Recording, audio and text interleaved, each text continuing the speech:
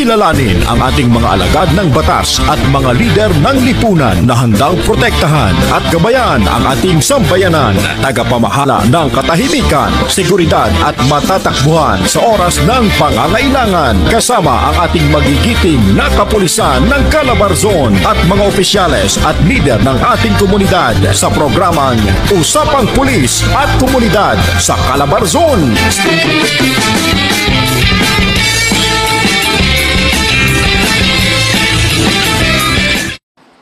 Isang maganda at mapagpalang araw po sa lahat ng ating tagapagsubaybay sa Calabarzon, Luzon, Visayas at Mindanao at sa iba't ibang panig ng mundo.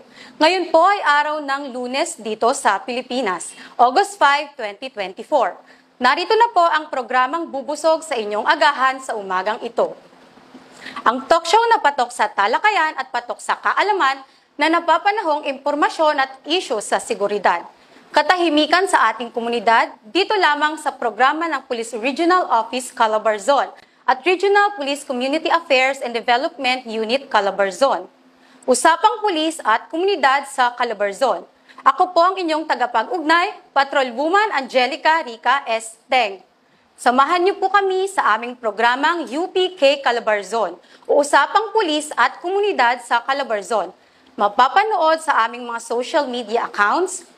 Buksan lamang po ang aming mga social media accounts na naka-flash sa inyong screen ang FB page ng Police Regional Office 4A at FB page ng PKG Calabarzon New Account, YouTube channel RPCADU Calabarzon, TikTok at Instagram accounts.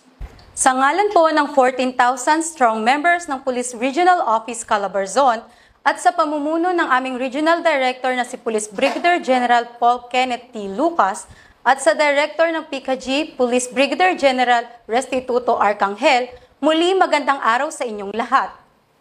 At para naman po sa nais dumulog sa inyong pambansang pulisya, bukas po ang aming tanggapan upang kayo ay matulungan. Maaari kayong tumawag o mag-text sa isumbong sa numerong 0917-847-5757 at 0919-160-1752 or mag-comment dito sa aming PNP Complaint Hotline Facebook page. Ngayong umaga ay makakasama naman natin at makakapanayam ang masigasig na hepe ng Antipolo Component City Police Station, Police Lieutenant Colonel Ryan Manungdo. Welcome po sir sa UPK Calabarzon. Kumusta po kayo sir? Maraming salamat. Ako ay nagagalak na ako ay naimbitan dito sa inyong programa. Yung mga opportunity na ganito kasi I really don't miss. Kasi ito yung pagkakataon upang marinig tayo ng ating pong mga kababayan kung ano yung mga pinagagawa natin, ano yung mga accomplishment natin, at ano yung current setup ng ating pong nasasakupan. Ayun. Balik, kamusta po ang ating mga kasamahan sa Antipolo Component City Police Station, sir? Masasabi ko na high moral ng ating mga kasamahan.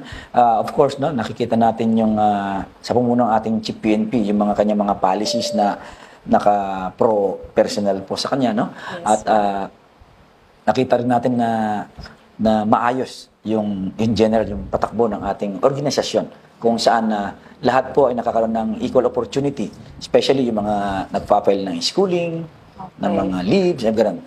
Okay, sir. Bale, bago kita tanungin, sir, sa mga accomplishment ng inyong istasyon, pwede niyo po ba kaming bigyan ng kaunting background geographical profile ng Antipolo City, sir? Kasi po, lately, nabanggit po kasi sa inyong ADP presentation ng Youth Summit is twice ng size ng Quezon City, yung Antipolo, sir. Yes po, may tuturing na ang Antipolo po ang pinaka-populated na component city, hindi highly urbanized. Yes. Component city sa buong Pilipinas. Noong 2020, sa census na yon, ay meron siyang record na 887,399 na population. That was 4 years ago. Wow. So, today, ang projected po natin na population ay 946,000. Although 16 barangays lang yan, ang isa sa mga ang mga hati-hati po niyan ay malalaki. So, ang isang barangay ko diyan, halimbawa yung barangay Kupang, Yes, isang barangay lang.